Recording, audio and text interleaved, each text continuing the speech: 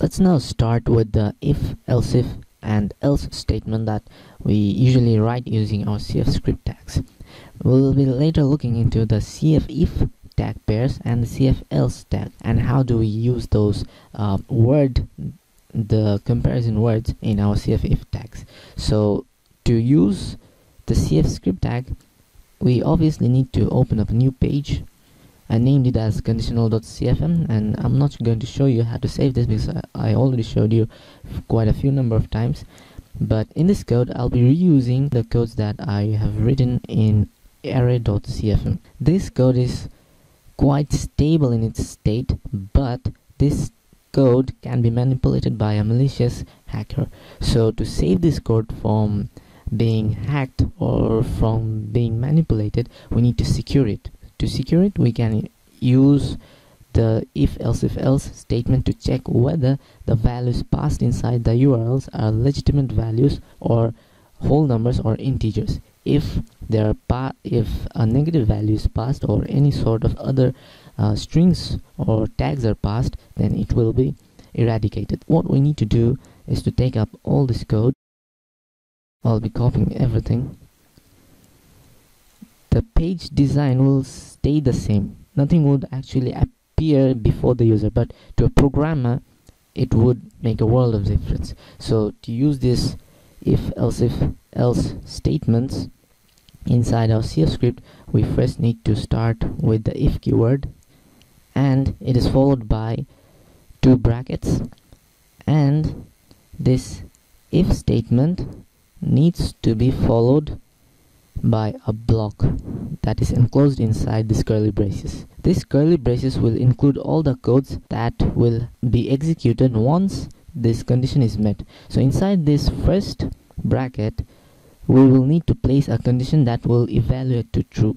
So let us see what happens when we use the useNumeric built-in function of Coldfusion. The useNumeric function of Coldfusion will take a single parameter. It will take a single argument from the programmer. The programmer needs to pass a string inside it. So we have a variable. We have already created a parameter called url.faq that will be passed in here as an argument for this function.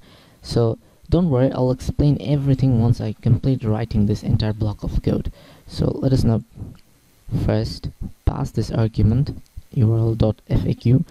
This function will check whether this value that is contained inside this URL FAQ structure and ultimately this FAQ variable, whether it is a number. If it's a number, then this block of code will be executed. Otherwise, it won't be executed. So we will actually turn this condition into a negative condition. Usually what happens is that this first brackets pair takes in a condition and it must evaluate to the boolean true. But what if we add the exclamation symbol, or this is actually called the not symbol in programming. So when we add this not symbol in programming, it just turns the condition to false, which is generally, as I've told you earlier, that this condition will always be equals to a boolean value of true. This will always simply be true. If this is true, if this condition is true, then the block of code will be executed. But because we included at the front of this function a not operator that will turn the condition into a false value, so this false value would actually read like this: if this is false, then this block of code will be executed. It is trying to say to us is that if this url.faq does not hold a numeric value, then execute this block of code. But if this url.faq structure holds a numeric value, then look for any other conditions. If you don't find any other condition, then go on executing the rest of the code. So let us now set this FAQ into a numeric variable. As I've told you, you don't need to panic, but ultimately explain the entire code again.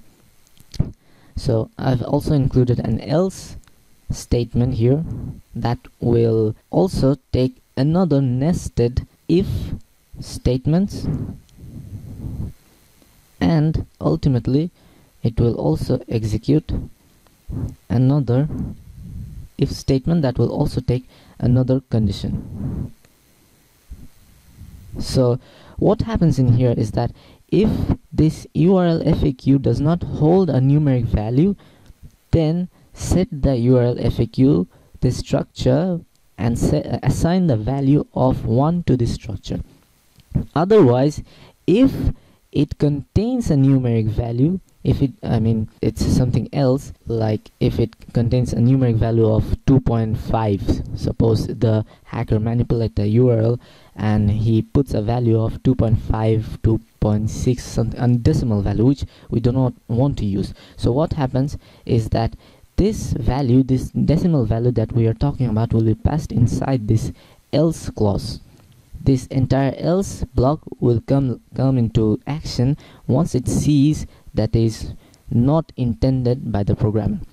So we have added another nested if statement here. So what this if statement will do, this nested if statement, that it will check whether the value is less than 1, whether the value passed by the URL to the page is less than 1. If it's less than 1, which means if it's a decimal value like 0.1 or 0, then it will set the value to a whole number or a integer, positive integer. So let us put the url.faq parameter in here, and let's also put the less than symbol operator, the less than operator, comparison operator, and let us put the value, numeric value of 1, and we will then set this URL FAQ to the exact right integer value. I've also included another else if statement, so let's just put the condition here and I'll explain it gradually to you. This will actually check whether the entire thing, whether this entire URL FAQ value, whether this value that is contained inside this FAQ is greater than the actual length of array. So what this means is that we have 3 arrays, 3 elements inside our FAQ array. This is an array that we have talked about earlier. If you haven't watched that video on array, please go on and watch it, otherwise you won't understand what I'm referring to or what I'm talking about. So this array has 3 elements. The first is talking about one question and answer. The second element is also talking about a different question and answer. The third is yet another question and answer array that is that has structures inside it. So what this condition will do is that it will also pass in a function called array length, a built-in function from Coldfusion, and it will check it will actually output a numeric value that will tell me what is the exact length of this array. So we already can tell from our view that this array has 3 elements. So let's put this condition first. If the URL FAQ, this time we'll be placing the greater than comparison operator in here, because we are checking whether the URL FAQ structure holds a value that is greater than the value or the number of element inside the array. So it cannot be greater than 3, because the maximum elements that we have inside the array is 3. So let's just pass this array length function, and it will take the argument of FAQ. I think you can notice that I'm not using url.faq. I'm just using the FAQ because the array that we have created is called FAQ. I think you can recall clearly, and we are checking it against the structure that we created as a parameter, and we called it url.faq. This url.faq would actually take the value from this links that the user clicks as he looks into the web page. So let's put this thing right, and let's assign the value of 1 to it. So now let me explain this entire thing to you. So taking a closer look into this if else if nested statements, we see that we can literally read this entire thing as we read any English paragraphs or any English essays. Like, if this URL FAQ structure does not hold a numeric value, then assign 1 a numeric value of 1 to this URL FAQ structure, and the program would stop execution here, and it would skip this entire else statement if it's not a number, and start and output all the values and start the loop.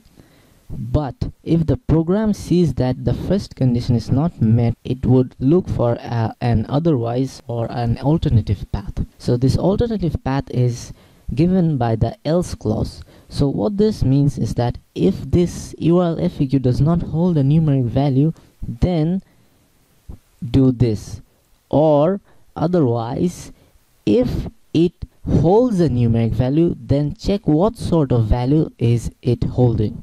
So then we go on into this nested if else if statement. If that value is less than 1, if it's 0 or 0.1 as we have talked earlier, then set this to a value of 1.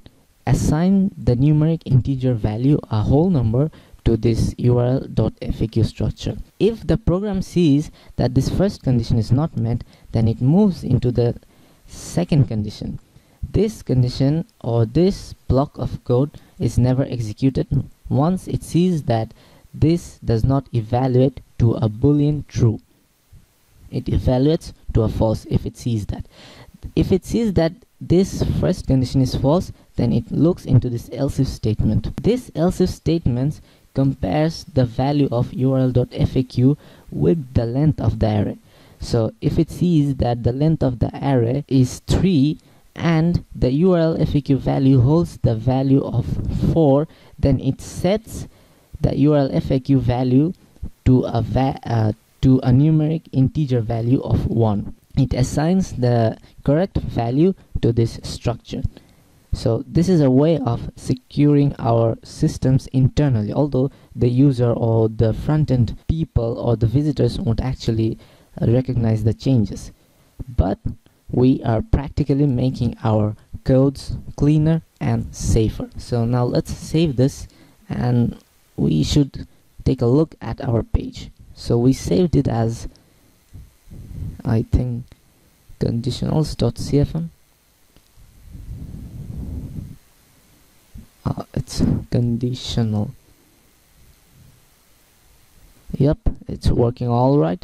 So now let's click on a link, and we see that it passes a query string where we have the variable of FAQ with a value of 1. What if we try to manipulate this value and we assign the value of 1.5 to this FAQ variable? So what happens? We see that immediately our page prints out the first link on this website. So this is working perfectly okay. What if we go on assigning the value of 0? It does what we told it to do. And what if it's exactly not a numeric value? Suppose we write a string. I write my name. What happens? It works perfectly, because we see that it only prints the first question and the first answer on the web page. So our code is now secure, although nothing happens because nothing happens to the query string because it's in its static form and it's on the client side, so it will remain the same.